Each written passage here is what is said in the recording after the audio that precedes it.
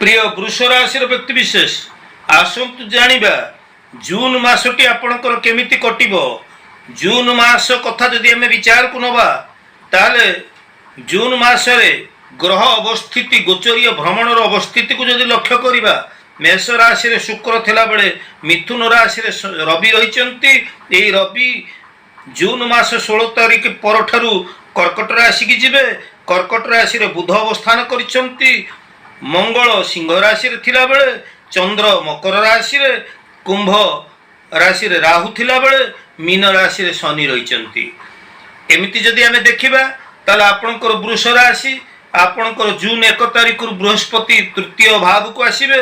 एणे शनि को कथा जदि देखिबा शनि आपनकर राशि रे एकादश भाव रे रहिचंती। तेणु ग्रह मानकर एतादृश भ्रमणर अवस्थिति को विचार को नेले जना पड़ुछि जे ए मासटी आपनक पई शुभंकर मास होई आसुछि।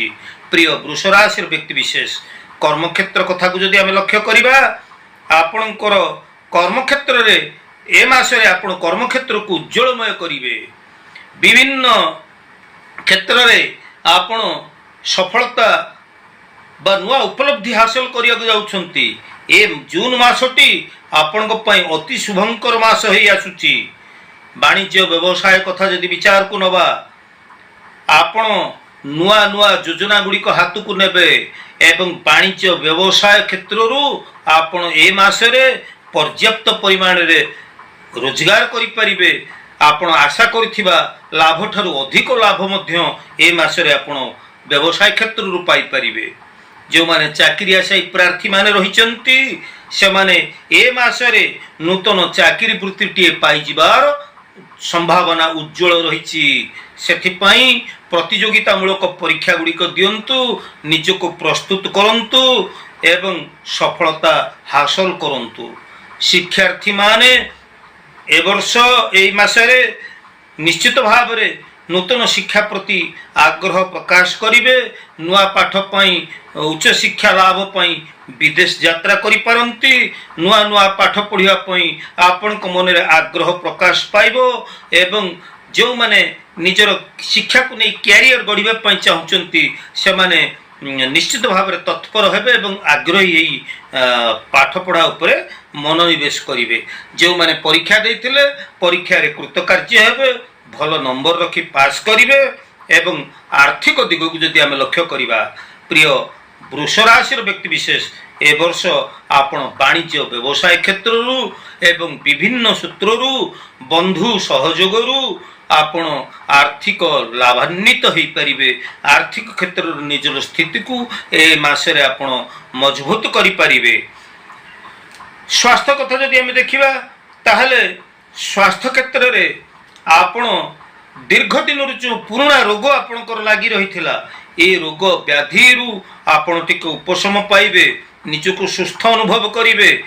किंतु एठी ध्यान दबार कथा जे आपण अधिक मानसिक चिंताग्रस्त ए मासरे रही पारंती एवं ए मासरे आपणकर मतिभ्रम मति चंचल हेई पारे। ए मासरे आपणकर उदर संबंधी समस्या, आंठु गंठी संबंधी समस्या, यौनांग संबंधी समस्या, चर्म रोग एगुड़िक देखा जिवो। तेबे पारिवारिक दाम्पत्य जीवन क्षेत्र रे ए वर्ष ए मासरे आपण अत्यंत शुभ फल प्राप्त होवा पई जाउचंती। परिवार रे आपणकर शांति श्रृंखला सहयोग समन्वय बजाय रहिबो। पारिवारिक शांति आपण अनुभव करिवे एवं समस्ते परिवार रे गोटे यौथ परिवार रे हस खुशी रे मिलीमिशि चलिवे। किछि धार्मिक कर्म अनुष्ठान मध्य आपणकर घरे हेई पारे। आपण कोनोसी आध्यात्मिक कर्म रे निजको नियोजित करि पारंती। शुभ कर्म आपणक घरे शुभ मांगलिक कर्म जंती विवाह व्रत गृह निर्माण भूमि भवन वाहन ए सब क्षेत्र रे मध्य आपण नुआ पदक्षेप ए मासरे नहीं सफलता हासिल करि पारिबे। तेणु मोट उपर जदि देखिबा वृष राशि व्यक्ति माने आपणकर ए मासरे अनेक दिगरु आपण शुभ फल प्राप्त होवा पई जाउछंती। तेबे प्रिय वृष राशि व्यक्ति माने जदि आपण चाहुचंती आपणकर ये मासटी भलरे बीतू ताहले प्रत्येक शुक्रवार दिन आपण माँ संध्या समय माँ लक्ष्मी को आपण टिके दर्शन करंतु। माँ लक्ष्मी को प्रत्येक शुक्रवार सायंकाल रे दर्शन करंतु।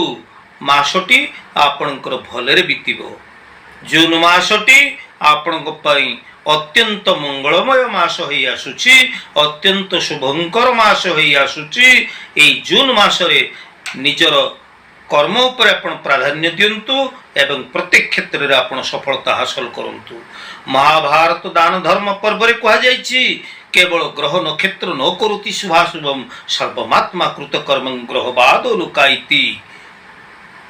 केवल ग्रह नक्षत्र जे हमर भाग्य को निर्णय करे ता नुहे, निजर कर्म को नेकरी भाग्य आमर निर्धारण होता है। ग्रह नक्षत्र तत्व अनुजाई आमको शुभ शुभ फल प्रदान करि थांती। तेणु भागवत रे कहा जायछि कर्म करिबो नाना मते फलिबो कर्म रायते। तेणु कर्म उपर प्राधान्य दियंतु। प्रिय दर्शक बंधु, आज रे उपस्थापनाटी आपन केमति लागिला आपनकर सुचिंतित मतामत अपेक्षा रे तो रहउछि। तबे आपण मानको पई टिके संक्षिप्त सूचना देई रखिबाक चाहूछि। मोर वीडियो जदि आपण मानको भलो लागु थाए निश्चित भाव रे सब्सक्राइब टे करिवे, लाइक करिवे, शेयर करिवे। आ हां, जेउ माने जातक विचार करिवे पई चाहुचंती, जेउ माने विवाह मेलक करिया पई चाहुचंती, जेउ मानकर जातक नाही जीवन रे थिबा समस्या तार निराकरण संपर्क रे चाहुचंती, से माने केवल मोर व्हाट्सएप का आसंतु, अन्यथा मते फोन करंतु नाही। तेबे जेउ माने जातक विचार करिवे, विवाह मेलक करिवे, घर वास्तु समस्या विषय जानिबा को इच्छा करिवे किंबा आपणकर व्यक्तिगत जीवन समस्या समाधान पई इच्छा करिवे, यह निःशुल्क सेवा नुहे। एथिपई आपनको पारिश्रमिक दबाक पड़िबो। जो माने इच्छुक केवल से माने ही मोर व्हाट्सएप रे आसी जॉइन करंतु, अन्यथा मते फोन करंतु नाही। आज तो समय ही जाइछि। आज उपस्थापनाटी आपन केमति लागिला आपनकर सुचिंतित मतामत अपेक्षा रे मु ज्योतिर्विद पंडित सुधीर। जय जगन्नाथ।